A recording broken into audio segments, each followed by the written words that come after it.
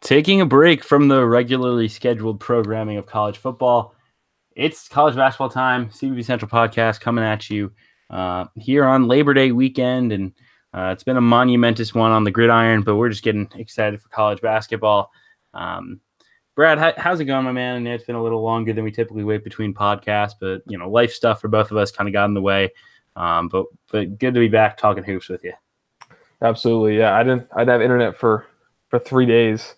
Shout out to Cox Cable. Not great, but we should be good now. And hopefully for the time being, no more internet problems on my end. And in terms of basketball, we got 2 months and 4 days until the opening night for the regular season.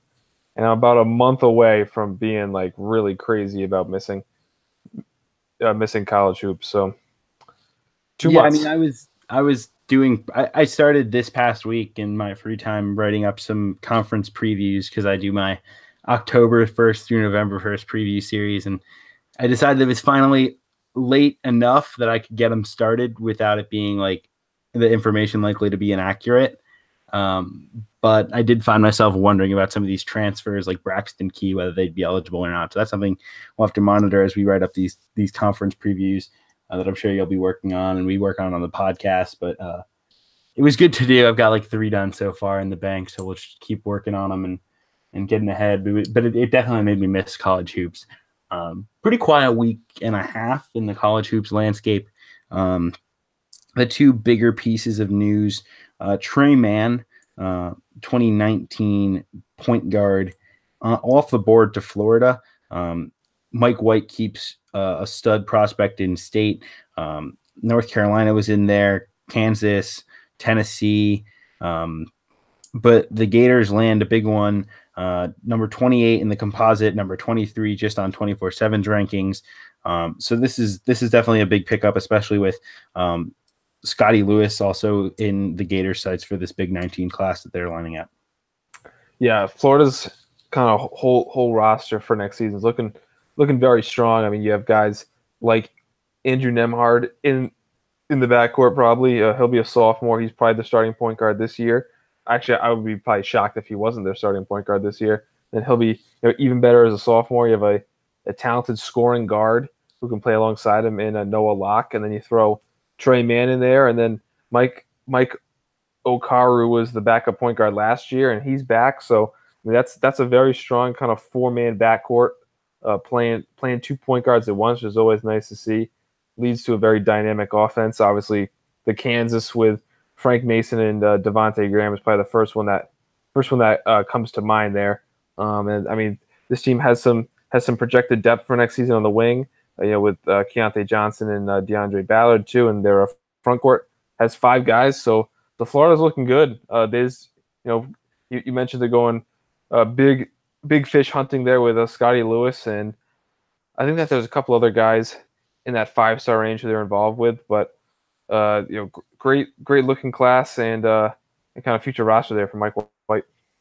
Yeah, it almost makes me think there's a chance that Andrew Nembhard goes early, especially if he has a big freshman season like I think he might have. I know I haven't seen a ton of NBA draft buzz, but this is a weaker point guard class. They'll have Trey Mann coming in. I'm not saying Mike White would push him out the door if he's good. Obviously, they try to keep him as much as they can. But you do start to wonder with these long-term rosters, it's always tough to project, especially at the high major level, who's really going to be there, because Nembhard definitely could have the type of freshman season where we start talking NBA draft pick.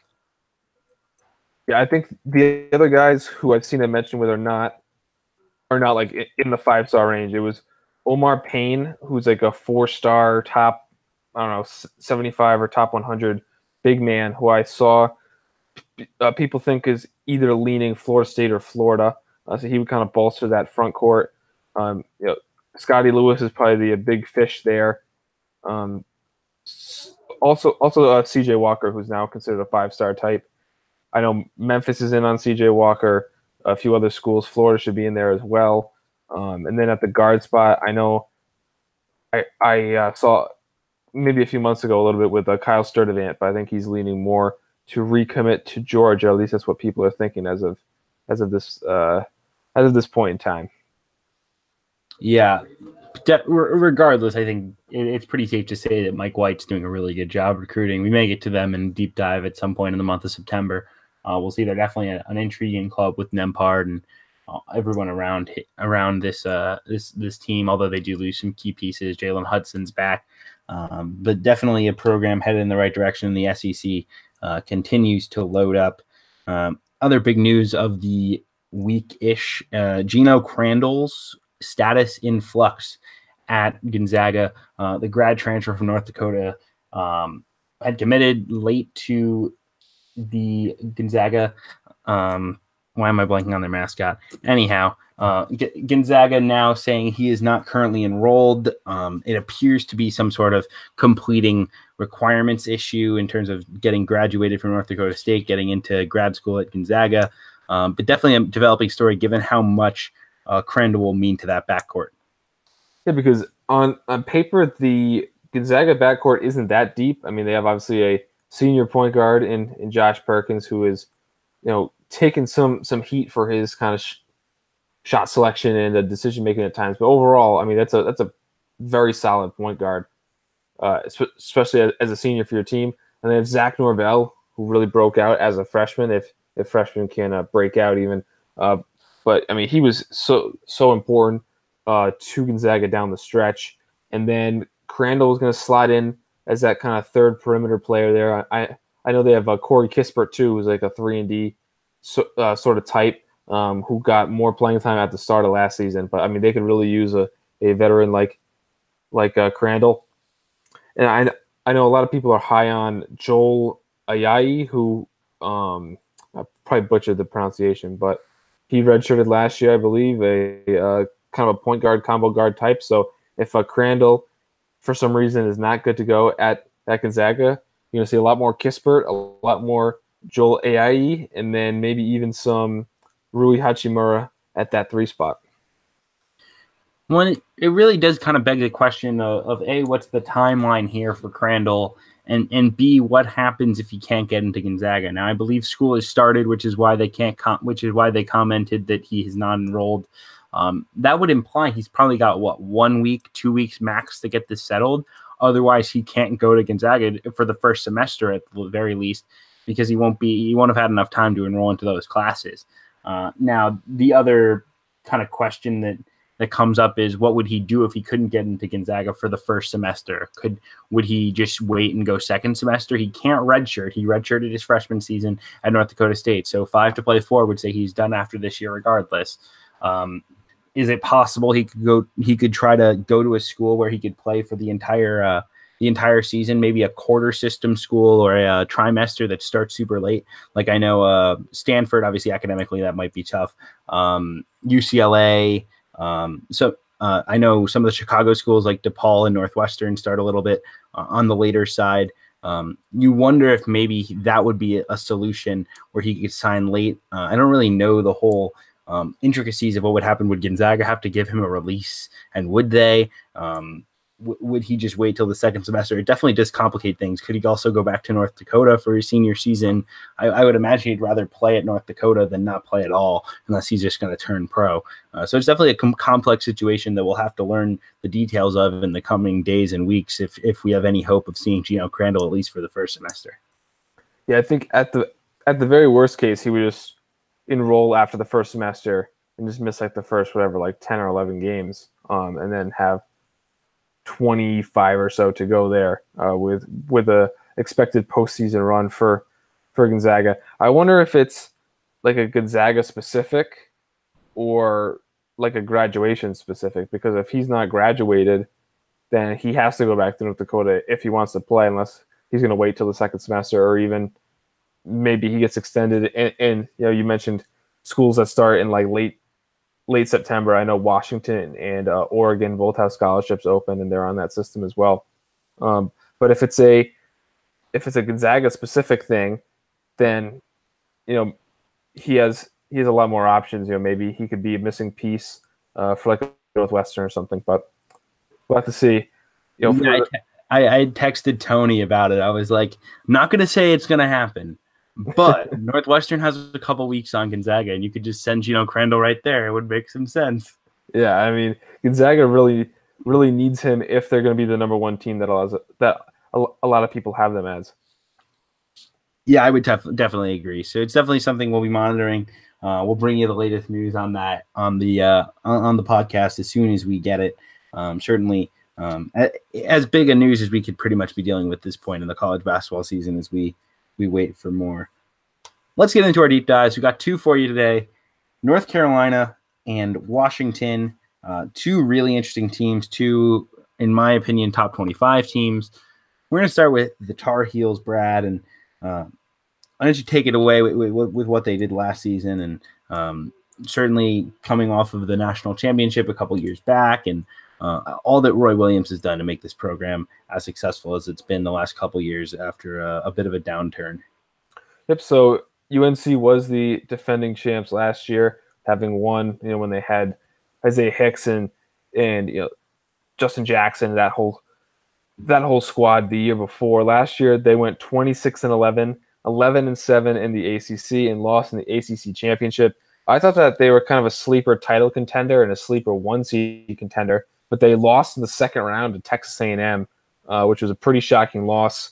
A&M obviously beats Providence in the first round, beats UNC in the second. A&M, really excelling with the kind of their bigger and more athletic front line with like Robert Williams and Tyler Davis. Then UNC in their first game beat Lipscomb, but overall it's a pretty disappointing postseason for UNC, which I thought was a very underrated regular season. They were an elite offensive team. They had shooters everywhere. They crushed the offensive glass despite playing that smaller lineup for probably most of the game with May at the 5 and either Pinson or Johnson, whoever you want to declare as the power forward. And they were also an excellent defensive rebounding team, which was very surprising. Strong, very strong interior defense. They were 16th in a 2-point percentage. They did give up a lot of threes, but they like to play fast, and they're losing two very important pieces. Two pieces that really helped them really thrive over the past 4 years. You have your senior point guard and a 3-year starter in Joel Berry, who's a shot maker and a go-to scorer. A guy who his freshman year I thought was absolutely horrendous. He was a train wreck. And then his sophomore year, I think, was one of the biggest improvements I've ever seen from a player from a freshman to sophomore year. He was a really important piece. And obviously Theo Pinson as well, super important. He was like a triple-double threat, assists, rebounds, defense. Wasn't a good shooter, but was like this ultimate glue guy kind of piece in there. And then their only other loss was Jalik Felton, who was kicked off midseason and was the backup when Seventh Woods was on the injury list. Felton has gone pro. And another interesting note, my final note about UNC was they were 277th in bench usage last year. I would certainly expect that to go up this year as they have a much more experienced and deeper bench. Yeah, and I think the thing that made UNC so fun to watch last year was they moved the ball incredibly well, but they also mauled you on the glass. In terms of we were worried about this team on the glass, given they lost so much up front, as you said, but they went small and they still crushed you on the glass. Pinson's a great rebounder. Cam Johnson saw it on the boards. Even guys like Joel Berry and Kenny Pinson pull their weight. And both Garrison Brooks and Sterling Manley were high rebound percentage guys in the minutes that they played, both averaging about over 3 rebounds a game in under 15 minutes of contest. So so that really contributed to them being able to keep getting rebounds, and they move the ball really well. They space you out, and they're going to be able to space you out in a similar way this year. The question really is who's going to create shots with both Pinson and Joel Berry gone, the two primary initiators for that offense. They do bring in 3 freshmen to this class. The headliner, Nazir Little, the Florida product, number 3 in the 24/7 recruiting rankings, the second best recruit to ever enroll at the University of North Carolina in the 24/7 era, just behind Harrison Barnes. They also bring in Kobe White, who's a 6'5" combo guard. Many expect to see at the point guard minutes right away, potentially even start a point guard. Number 25 in the composite rankings. And Rashawn Black, who's a very versatile kind of 1 through 3, 1 through 4 piece out of an in-state product at 71 in the composite rankings, the least likely it seems to get minutes out of the gate. But it's as good a recruiting class as we've seen from North Carolina in quite some time, at number 14 in the national rankings, especially given kind of the criticisms we've seen of Coach Williams' ability to land those 5-star one-and-done potential prospects. He gets 2 of them in Kobe White and Nasir Little. Yeah, so I think Little's going to have to slot into that Theo Pinson kind of spot. Their games are not that similar, but Little is this big athletic forward who's going to have to play that power forward spot and provide the athleticism and the rebounding that Theo Pinson brought to the lineup. I think that this is probably the best shooting team in the entire country. I mean, you're a 5-man in Luke May is an excellent shooter. Cameron Johnson, his shooting percentages dipped last year, probably because he missed the first portion of the season. I think that's always very tough for a player when they miss the preseason and have to kind of jump in mid-season. He only played in 26 games out of the 37 that North Carolina played. His 3-point percentage was like 34-ish. I think he's certainly capable to be like a 40+% 3-point shooter, which he showed at Pittsburgh. Kenny Williams shot over 40%. He'll be the starting shooting guard once again. And then you have Kobe White, who in the U18s this summer, he shot the lights out. He is an elite shooter. The thing with him is he's probably going to be a starting point guard. And at least in that tournament, I didn't see anything that suggested that he is a point guard. I mean, they had Cole Anthony on the teams and guys like Ayo Dosunmu and Tyrese Maxey, guys who can also play the point. So White didn't really have the ball in his hands too often in terms of creating shots for others, but he did show that he's an elite shot maker. It's just the point guard concerns. At least I haven't seen it thus far. Yeah, I'm really excited to see how this team can attack you, because I agree on your point guard questions, but I mean, just the ability that they can, if we're going to I think we both agree that the starting 5 we'd project would be White, Williams, Johnson, Little, Luke May, and that team can play 5 out, and guys like Little, Kenny Williams can get to the rim with ease and just attack with no rim protector there because Luke May's out on the perimeter. You got shooters all around. You got 4 guys who are really good handling the ball. May's fairly comfortable. May's a decent passer as well, who can pass from the perimeter to cutters. I mean, there might not be an offense I'm more excited to watch this season than this group, and it's going to be really fun to see this team and how they attack defenses.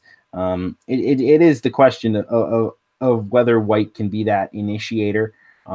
I don't know that there's another guy on the roster who can be. I've never been a 7th Woods guy ever since I've seen him, and obviously Roy Williams, one of the premier player developers in the country. And would it stun me if 7th Woods came out of nowhere this year and was actually a very good player and a very solid point guard?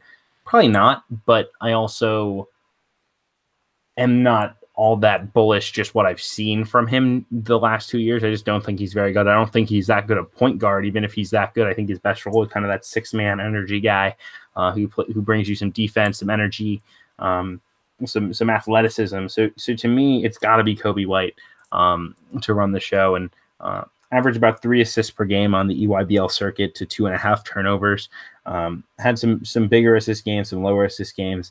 Assist numbers tend to be low on EYBL stuff, just from what I've seen, and shooting numbers tend to be low. So he was at 34% from 3 on EYBL.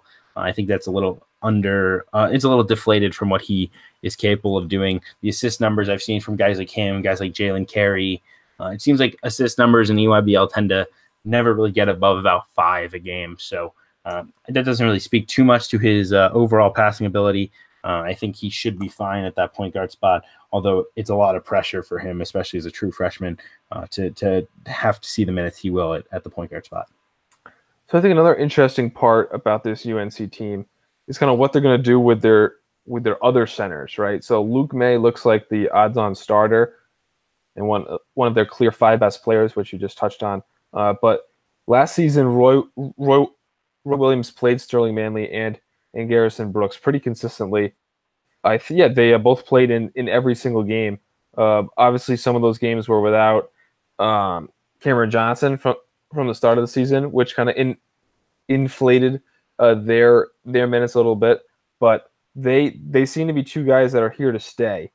So do you think that there is room for both of them to kind of play a role on this team? And if not, which one of the two do you think has the upper hand?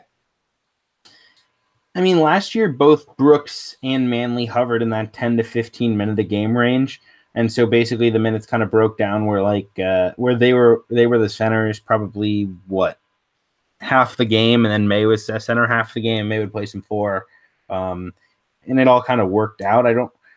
I think there's room. There isn't a lot of room for progression on those numbers beyond, if they're. I mean, it's tough because you don't want to take Cam Johnson off the floor. You don't want to take Williams off the floor. I think there's enough room for each guy to hover in that 10 to maybe up into the 15 to 20 range, but beyond that, it's just hard. I'm always a guy who leans toward playing the guys who can shoot the ball, playing the guys who can run up and down. But both Manley and Brooks have elite physical tools.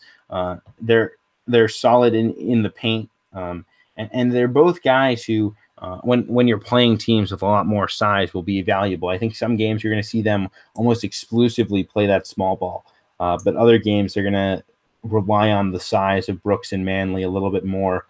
Play more with May, at the four, and take either Cam Johnson or Little or even Kenny Williams off the floor for parts of the game. Yeah, so I agree. I like Manley more than Brooks, but I think it is going to be more matchup dependent. Manley, he's a very good interior scorer. He has a very big body. He's very good toucher on the basket. Like whenever I watched him, he was very impressive. And then Brooks seems like he's more of like a safe guy. Like he plays defense. He rebounds. He's not super. He doesn't really pop off the page, but clearly Roy Williams trusted him enough to be the starting center for a pretty sizable chunk of last year, especially when Johnson was out. I think when Johnson was assimilated, they went to that small lineup there with Pinson and Johnson as the forwards and May at the center. There's one interesting note. So in the non-conference last year, Brooks averaged 19 minutes per game. Then from February on, he averaged only 11 minutes a game. So that was a pretty steep drop. Obviously, Johnson being back, but you would think he's ahead of Manley on the depth chart. He was a starter. He played more in the non-conference. He would continue to be ahead of him. But Manley's minutes only went from around 12 to 9 minutes per game in ACC play.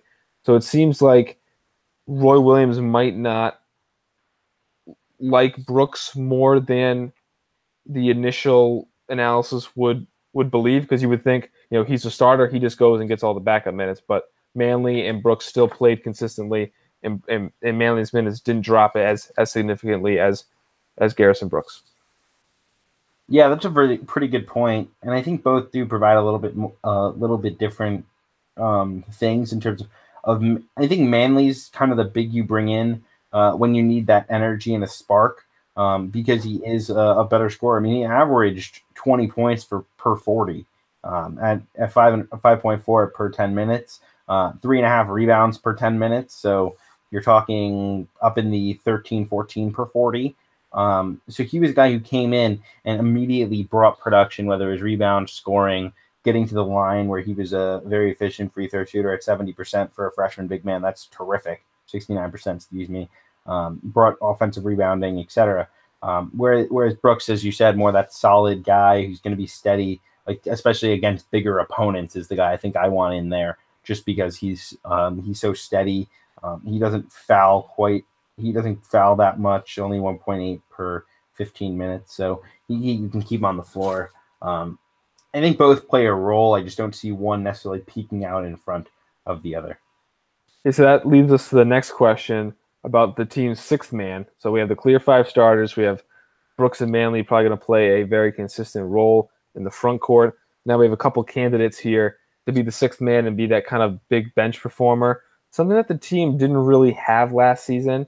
Is looking at it, looks like the guy who played the most off the bench was Garrison Brooks. So there is an opportunity for one of these four players to make an impact. We have Brandon Robinson, who has hardly played for his first 2 years, despite being like a top 75 recruit. But in the little I've seen of him, I've liked what I've seen.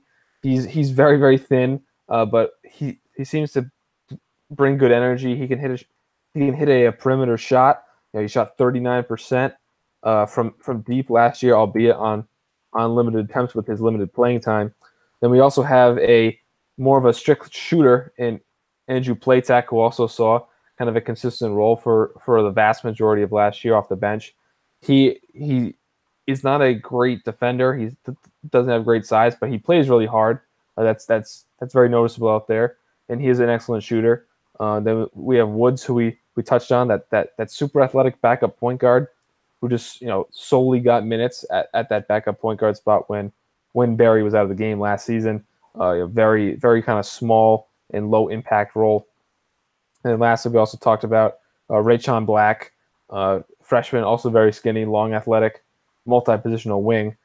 So my question to you, Kevin, is which one of these four do you think steps into that six-man role, and which others, if any, will be in the UNC rotation? I think the two rotation guys will probably wind up being Seventh Woods and Andrew Platek. For me, North Carolina is not a team that necessarily uses a bench unit. Not a lot of college teams do, but it seems like Roy is very much a guy who's comfortable playing, throwing one bench guy in with the rest of the starters. So I don't necessarily look to find these fits as naturally, like, oh, I need a big wing, I need a shooter, I need this for the bench unit. Platek's a guy who comes from probably 15 minutes from my house. He grew up there in Guilderland, New York. Was a mid-major recruit at Guilderland High School, and a lot of people didn't even think he was a D1 player. Then he goes to Northfield Mount Herman, plays really well, goes and plays summer ball with the City Rocks on the EYBL circuit, plays really well, gets a Stanford offer, UNC. Roy Williams just raised about this kid. He can really shoot the basketball. He plays super hard, as you said, competes at both ends, and just going to make a lot of smart plays. He made a lot of smart plays for that basketball team last season, was super efficient. I think he carves out a 15-minute game role. I think he doubles his minutes. And then Seventh Woods, I think, will be the backup point guard. Wouldn't surprise me if Brandon Robinson winds up with a lot of minutes instead of either Platek or instead of Woods, although Robinson hasn't really established himself as a guy who's a point guard, even though his assist numbers were not bad last season in the minutes that he did play. So we'll see. I think my 9-man rotation, even though they really only played, they pretty much played 10 guys if you say 7.5 minutes as a rotation player. So I think Robinson would be my 10th guy in that rotation. But I'm a big Platek guy. I might be a little biased because he's from around my hometown, but I think he'll be a really nice player for them this year and going forward. Yeah, Roy Williams is someone who anyone who can play will play at least a little bit. That's something that I was always like shocked by. Like there was 1 year in particular where James McAdoo was supposed to go to the NBA draft, kind of busted, like he wasn't the top 10 pick everyone thought he was. He came back for another year, and that kind of set their whole front court rotation off. And they were playing Isaiah Hicks like 7 to 8 minutes a game as a freshman at small forward.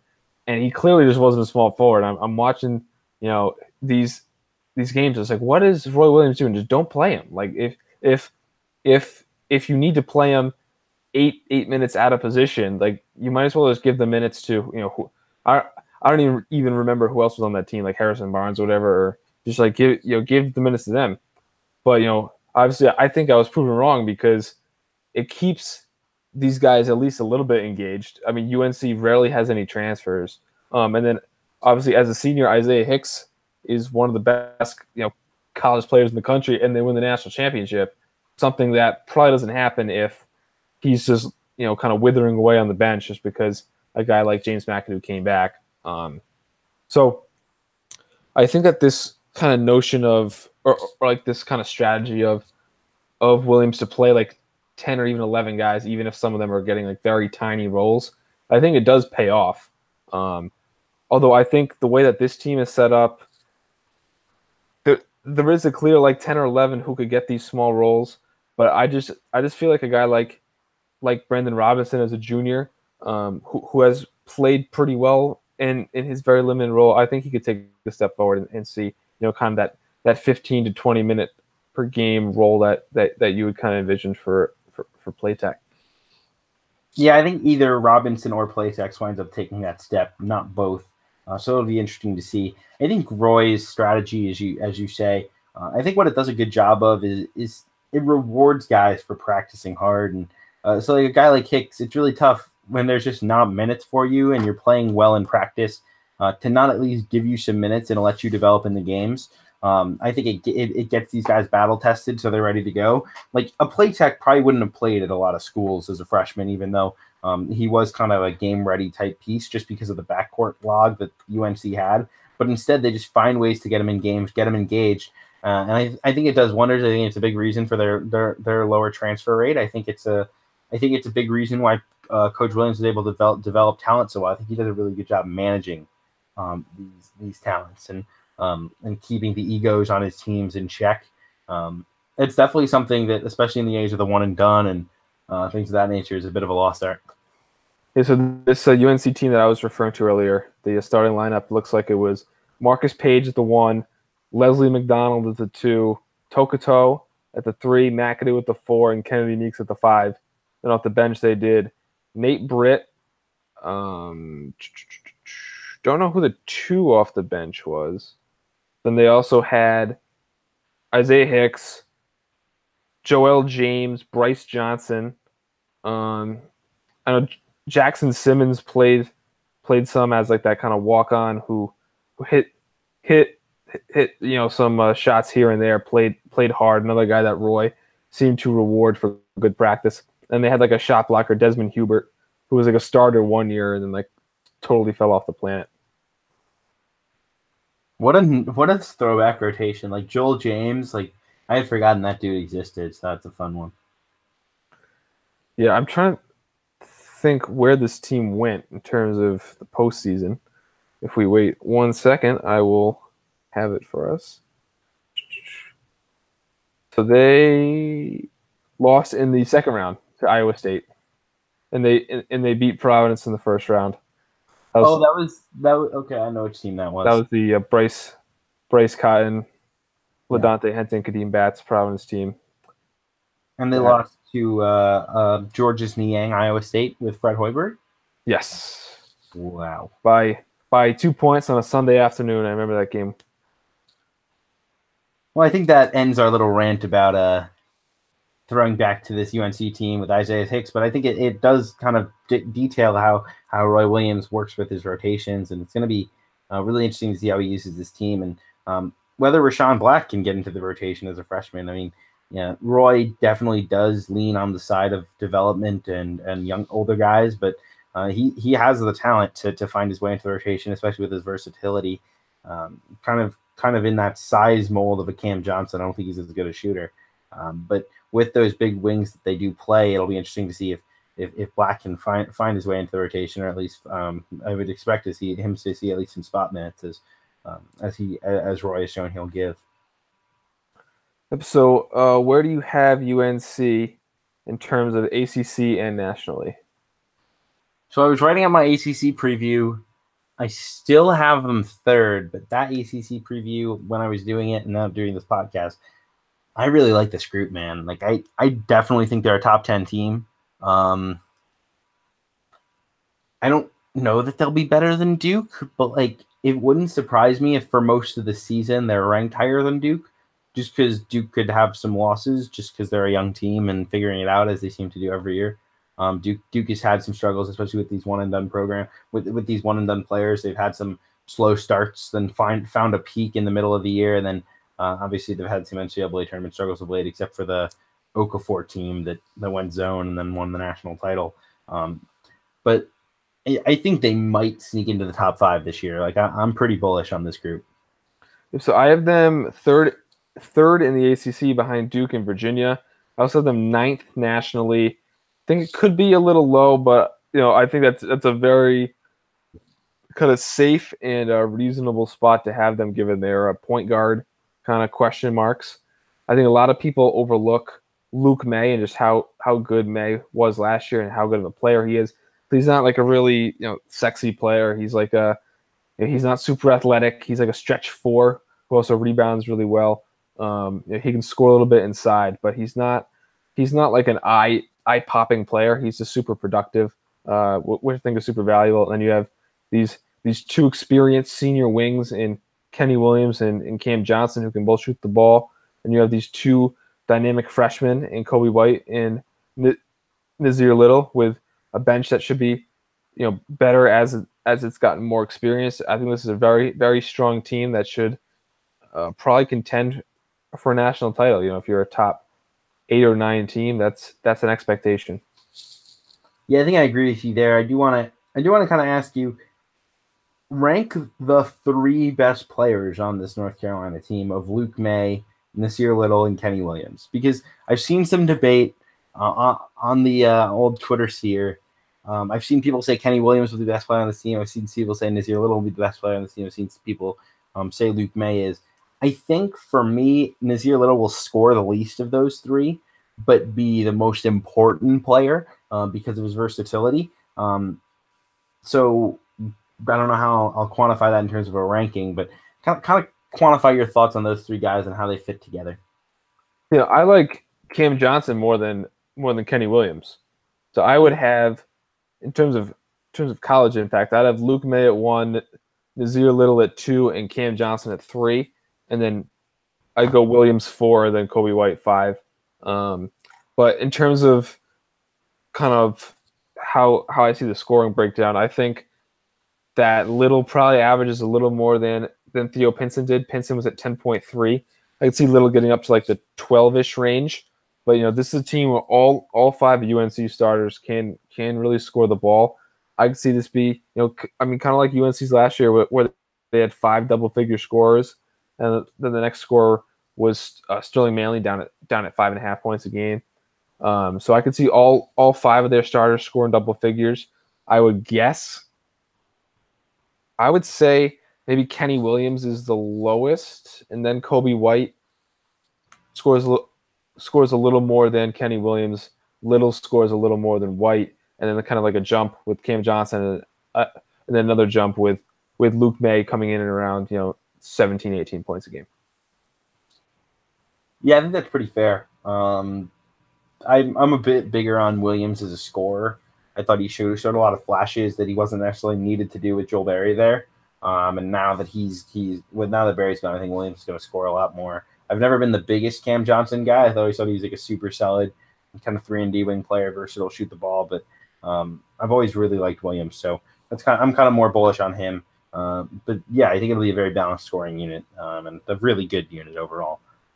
Okay, so in terms of the composite, I've expanded it now to 18 that I found. I included the 3-man weaves top 25 and Bart Torvik's T rank in the composite. And UNC has come in 8th overall, and they have an average of 8.0. So people are pretty kind of maybe it's groupthink, maybe it's maybe it's just people have this team figured out, but the highest has them at number 5 and the lowest has them at number 13.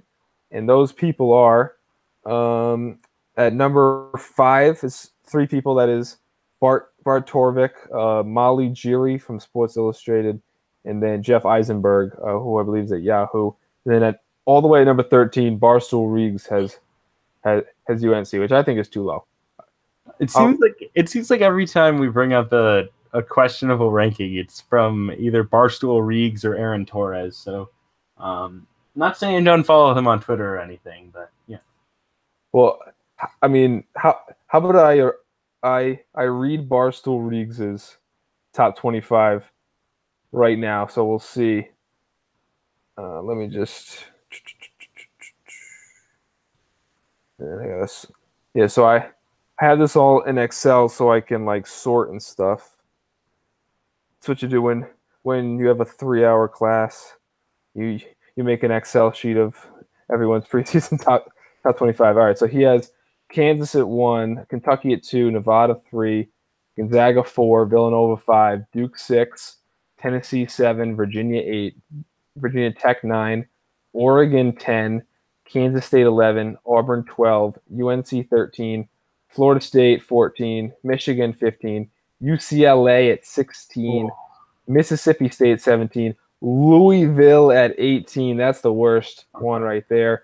Michigan State 19, LSU 20, TCU 21, Clemson 22, West Virginia 23, USC at 24, and one I also do not like, and that is Maryland at 25. Yeah, that's something else. I mean, the early part is okay, but it's just like the longer you go on, the more you're just like, man, Yeah. brutal. Let's wrap it up, as we always do, by just summing up where we are on the head coach. Not really much to be said with Roy Williams. He'll be a Tar Heel until he either retires or dies. He's a really good coach. Does a great job in player development. He's recruiting well for 19. He's got Armando Bacot already in tow, involved with some other elite prospects, and is a guy who I think a lot of people jump ship on, but he's really kind of brought it back and has North Carolina an every year national title contender. I mean, they just won the national championship like a couple of years ago. And I mean, he doesn't have the greatest reputation, like people kind of say he's a bad coach or whatever. But I think he's a perfectly fine coach. I think those people just have the blue blood expectations, like when you're a fan of a team that's not a blue blood, or if you just have a more national perspective, you kind of understand how great he is. I think it is interesting that next year, though, they could really fall off. I mean, you lose, obviously, the 3 seniors in May, Johnson, and Williams.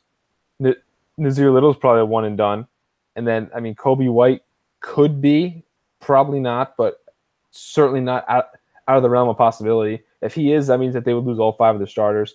If not, I mean, you're probably looking at like White, Woods, Robinson, Brooks, and Manley as their starting 5. I mean, that's with a Playtech as the 6th man. That's kind of rough. They need some 5 stars in there.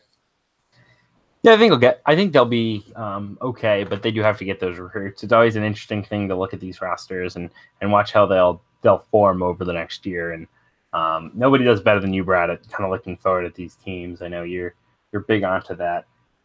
Let's move on to Washington, our second team that we're going to preview today. Our other team, and this is a group I'm really excited about. Mike Hopkins came in last season and did a really good job. Now he's got a really good recruiting class coming in. He's got a big group returning. He's really got things going in the right direction in Seattle after some really strange years of Lorenzo Romar. Yeah, so in terms of the Washington synopsis that we have, they were a 3 seed in the NIT. They made a late tournament push, but kind of fell short. They ended up losing to St. Mary's in the second round of the NIT. But overall, I think it has to be considered a successful season for Washington in Mike Hopkins' first year. 21-13 overall, 10-8 in the Pac-12. I believe it was like a mid-February or early February win over Arizona that kind of put them kind of on the national radar as kind of highlighting the job that Mike Hopkins has done. Kind of interesting note that they were only 98th in KenPom, which is very low, given where they ended up kind of on the overall seed list sort of thing. But certainly a strong first year, despite losing Markelle Fultz, who was obviously the first pick in the NBA draft and had his fair share of troubles. But losing a talented guy like that and actually getting better is super impressive. Obviously, coaching plays a huge part in that. But they're a team that likes to force turnovers, but they get killed on the glass despite playing a big lineup, which is very, very concerning. I think that was the main problem with Iowa last year too. Is if you're going to play 2 bigs, you better make up for it in a rebounding margin.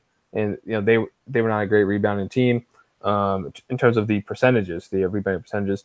They block shots and they got steals as forcing turnovers would suggest, but they were not great on interior defense. Another thing that if you're playing 2 bigs, you should you want that kind of advantage, that kind of benefit from playing the 2 bigs. And then they didn't shoot it great as a team, despite having some pretty good individual shooters. Guys like David Crisp, who's a starting point guard, and Jalen Noel, or Noel. Noel's percentage was okay, but Chris shot the most threes and was in like the mid-20s in terms of percentage. And then they were 303rd in the country in terms of experience. And the bench was not great, but with you play very inexperienced one year. The benefit about that is the next year everyone is back and they have lots of long athletic wings to kind of play around with.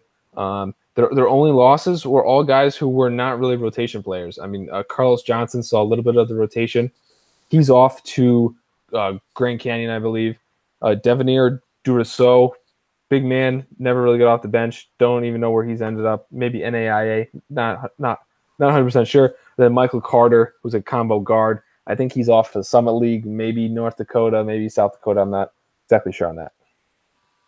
Yeah, everybody's back. The top 7 in terms of minutes played do come back, and I think we have to recognize how big an adjustment this was from Lorenzo Romar, who played a very loose style of play, pretty much defense optional.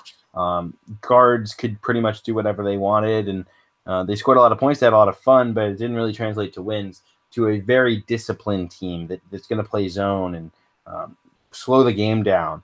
So it was definitely an adjustment, and for him to use those same players that were recruited to that system in a zone as successfully as he did was certainly fun to see.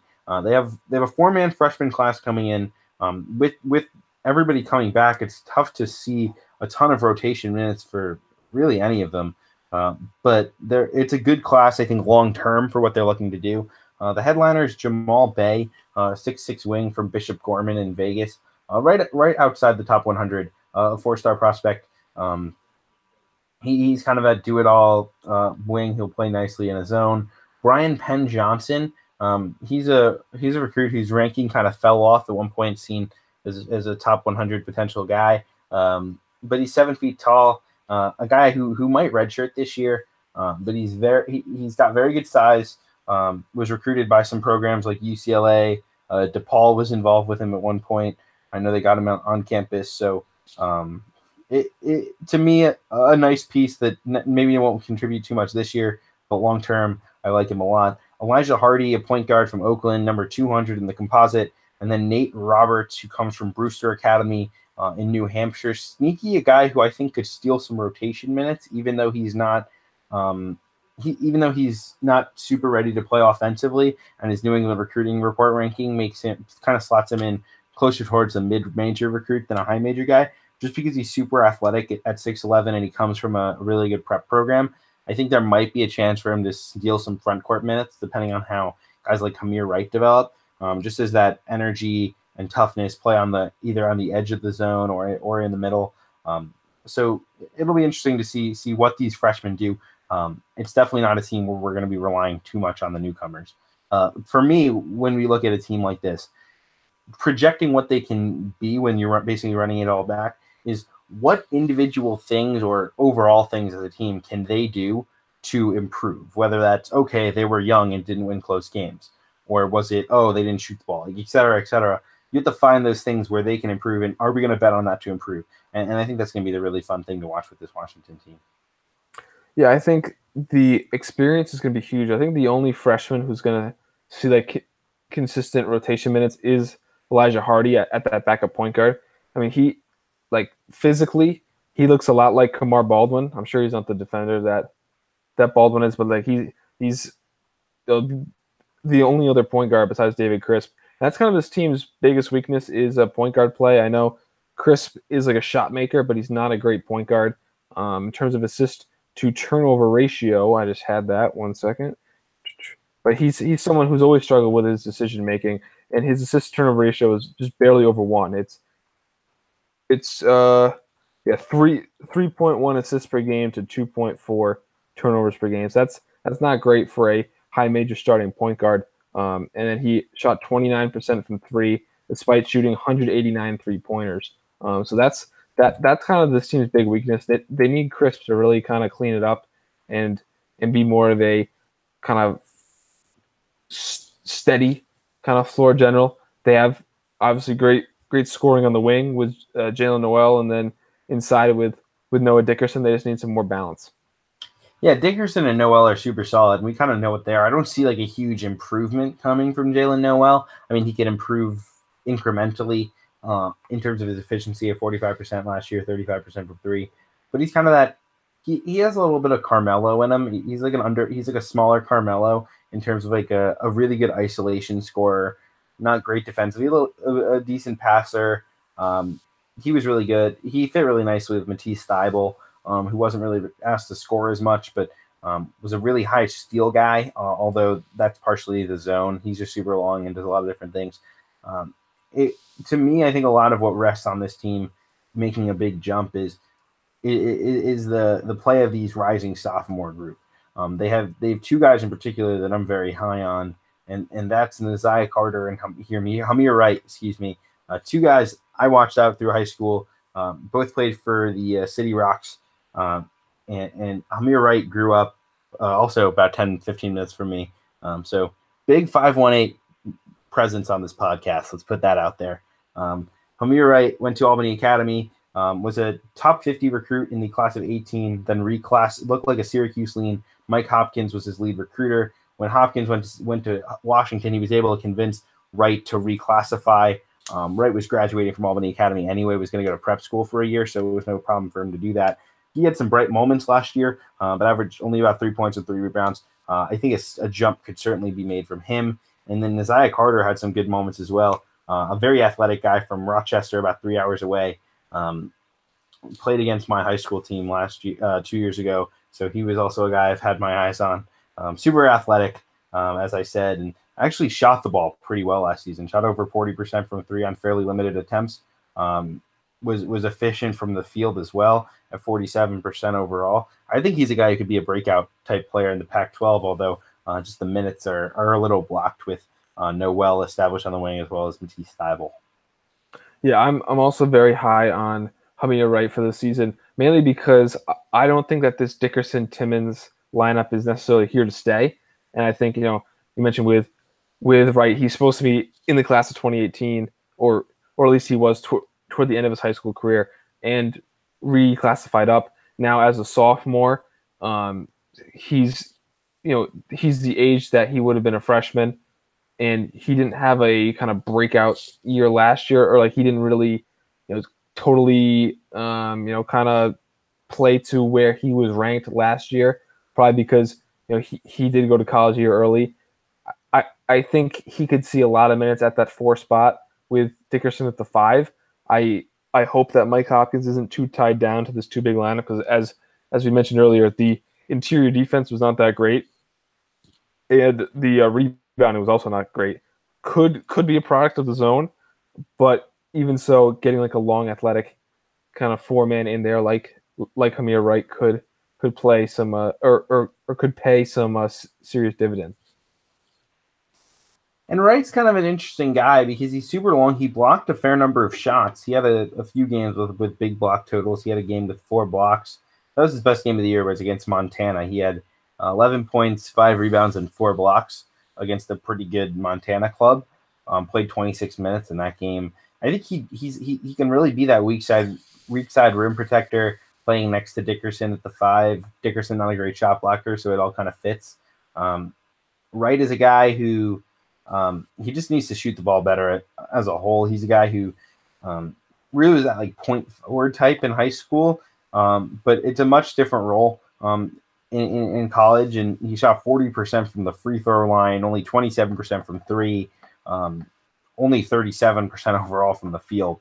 It was a pretty ugly shooting season for him. He really needed to get stronger. I think he's done that. I haven't seen like any like pictures to prove that, but I'm betting on some strength improvements, maybe putting on some weight.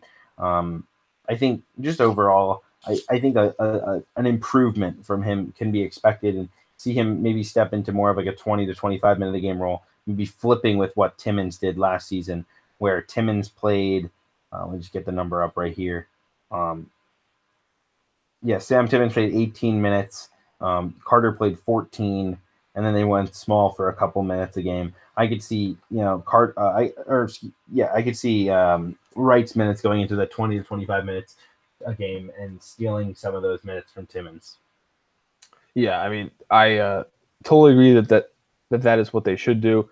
They have so many long athletic wings. Even a guy like a Jamal Bay, who's probably not going to play much this year, just given the guys in front of him who are older and a little more proven. But he's a long multi-positional guy. You mentioned Nate Roberts, who I also think is kind of on the short end of the stick in terms of playing time. Long athletic. Brian Penn Johnson is super long at that 5 spot. A guy who I think will probably play a fair amount at the beginning of the season, and then kind of see his minutes kind of decrease from there. But Mike Hopkins clearly wants to emphasize like these long athletic wings, like Dom Green, who played about 21 minutes a game, who could shoot the ball, kind of a 3-and-D type. He's going to see some time, and then we have Carter and Wright. They have all these long athletic guys who you can mix and match. I think you could play like Tybul Green and Green together with Noel and Chris. You can play Carter in there. There's so many options with this zone and getting these more athletic players, more offensively kind of focused lineups. Yeah, I pretty much all I got on Washington personally. I gotta say, I'm a little down on them from when I came into the podcast. I still think they're the number 2 team in the Pac-12, but I'm not totally sold that this is a top 25 team.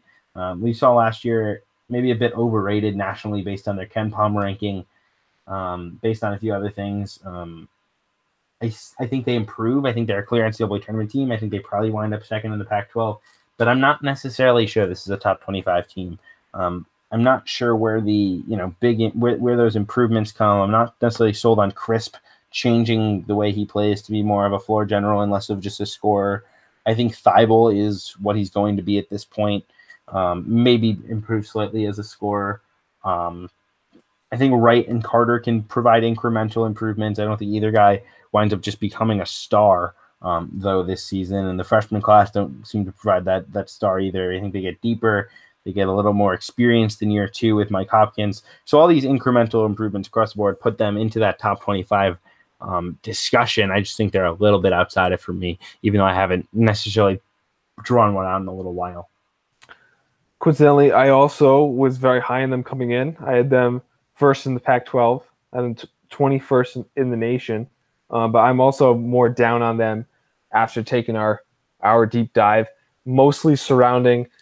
I don't like this two big men sort of thing. I really hope that they move away from that and use Dickerson at the 5 more. And then the kind of biggest red flag for me, the biggest reason why I'm doing kind of a 180 on Washington is David Crisp at that point guard spot. I watched Washington quite a bit last year. A few games, Crisp hit a lot of shots, a lot of big shots. Other games, he looked kind of like a disaster. I know I watched Washington play Providence. That was obviously the game I watched the most closely of Washington. And that was just an ugly game, both sides. A couple teams that really played ugly and won ugly often last year. And I just don't think that that's a capable point guard play for Washington to win the Pac-12. I think that's going to be their main Achilles heel. In terms of that KenPom ranking, it is very low. Being close to 100. I mean, I'm pretty sure that's around the range that DePaul finished in terms of KenPom, and they obviously take a beating nationally in terms of their perception. And according to the most respected analytical system out there, Washington was just as good as DePaul, who is the worst team or one of the worst teams in the Big East. But it does kind of skew against teams that like to win ugly, for better or for worse. But for those reasons, I am tempted and probably will remove them from my top 25. Okay. Yeah, no, I think overall, I mean, it's just tough for me to buy into a 75 place jump based on what I'm seeing with this roster. I think the job that Hopkins has done has been really good. I think they feasted on a weaker Pac-12 last year. I sneaky think the Pac-12 is better this year than it was last year, even though maybe the top end teams aren't as good. I think basically Arizona State, Colorado, Oregon, Stanford, UCLA, USC, and even Utah will be pretty tough outs in terms of, especially road games will be tough games to win. I think there's going to be a lot of teams in that 11-7, 10-8, 9-9 range. I think Washington's experience will help them in that regard. I think their coaching, I really like Mike Hopkins, will help them in that regard. But I don't see them really necessarily establishing themselves as a clear number two, more in like that the rest of the pack group. Whereas I'm a lot more high on Oregon compared to them. I know you still have some reservations. Yeah, I think just after this deep dive, I think I have to move Oregon to number one. I am not super high on them as we talked about, and I think our first deep dive was Oregon, but I'm tempted to move Washington certainly to the second spot. Between them and USC, I have to take a closer look, but I'm tempted to move this team more into like that 8-9 range or even like a 9-10 seed as opposed to a top 25 team. In terms of the composite, they come in at 24th nationally, so they are a team that actually is pretty well thought of. And in terms of who has them highest, that'd be Kevin Sweeney, has them at number 19, at least when I found your top 25. And quite a few people have them unranked. Rob Doster, Gary Parrish, Myron Metcalf, etc. There's about a few other names. In terms of who has them second highest, that would be Connor Hope. Yeah, I think I'm gonna have to move down on that one, unfortunately, for the Huskies. It's tough, and I think that's the thing with these top 25s is it takes some time to just really look at every team. No one does for especially for these early top 25s. They think about it. They say this team gets this back. This team has these, and you put together your top 25 as best you can, and it's and you do what you certainly do what you can. But when you take these 30-minute deep dives, you can really see kind of these holes, and I think there's some definitely questions that need to be answered with this Washington team before I go all in on them, even though I'm pretty big on Mike Hopkins. Yeah, so if we both kind of move Washington down, that'll certainly knock them from the composite top 25, which puts Loyola Chicago in the composite top 25, which I'm not even close to thinking that they're a top 25 team. Yeah, I'm gotta think about Loyola Chicago because I really like Coach Mosier. I think there was a lot of magic last year. I had them top 25 before anyone else did in like our Rockin' 25 that we do every week, Brad. And so, I stand for the Ramblers, but yeah, it seems a little aggressive unless Aher Uguak is as good as everyone seems to think he is in a little bit down Sheridan Road.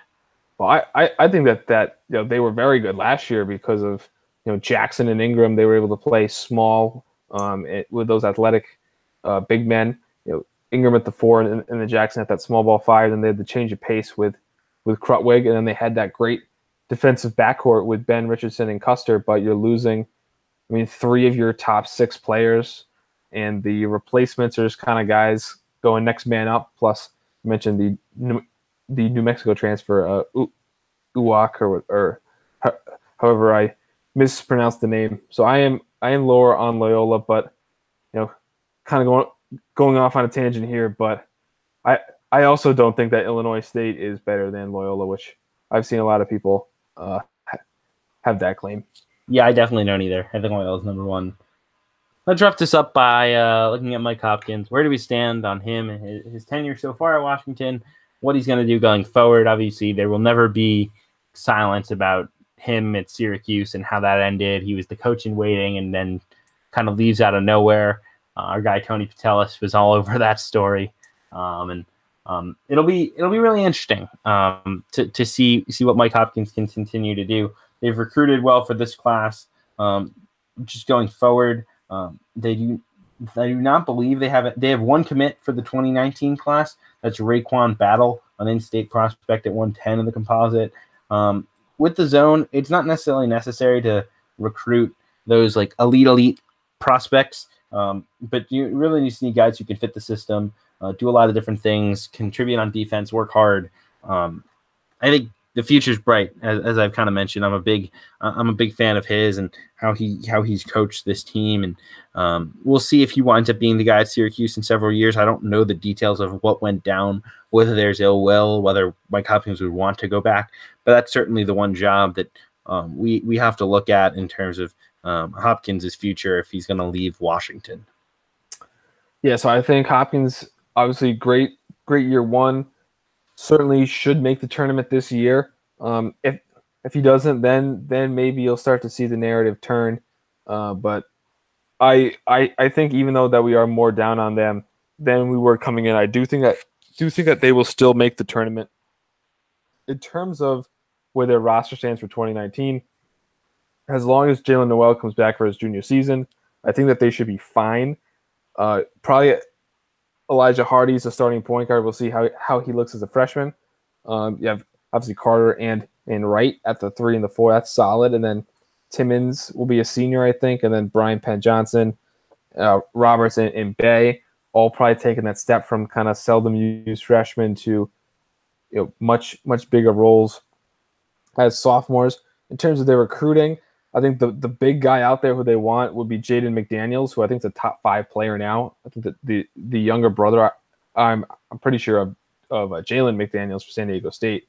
Jaden McDaniels had a huge summer. I mean, he would be such a perfect fit on this team with his length and athleticism, and just perfect fit in the zone, and would give them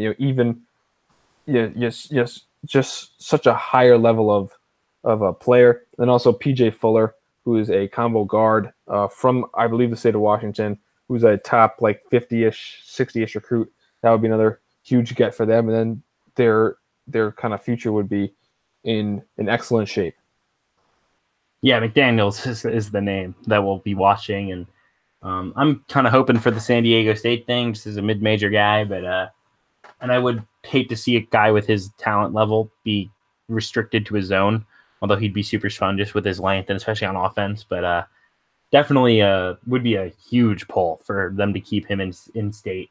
I know there's a lot of schools kind of circling, and we'll see whether or not they can land that one. Yeah, that would be such a fun lineup if you had Carter, Wright, and McDaniels as your 3, 4, and 5. Just super long and athletic, and then Noel at the 2. Ooh. That would be something switchability wise, although you're playing zone. So I get so used to man that whenever I see this ultra athletic switchy team, I get so excited, and then I'm like, wait, they're just gonna play zone. It just makes me sad. But all that length in the zone could be even more disruptive. They just add a grad transfer point guard in there. I mean, that's a very good team. We'll have to see. Always fun to watch these rosters develop over the years. I think that wraps us up for this episode of the CB Central podcast. If you're listening on iTunes, we are up on iTunes now. We're up on Google Play. We're up on a couple other smaller places as well. If you're listening on iTunes especially, please drop us a 5-star review. Hit the subscribe button. Give us a nice rating, a nice review, write up if you can. Helps others find the podcast. I know we have some pretty strong bases to pull from on Twitter, and we're trying to get those guys interested. But if you found us in any way, just shoot us, just pound those 5 stars, pound those 4 stars. Try to get us a chance to get viewed by some more people. That would be much appreciated, as we finally got us onto Apple after a 6-month battle, if you will. Brad, I know we had some struggles, but I finally got it on there last Friday. So thanks for listening, everybody. Hope you have a great rest of your night, and hope you enjoyed your Labor Day weekend.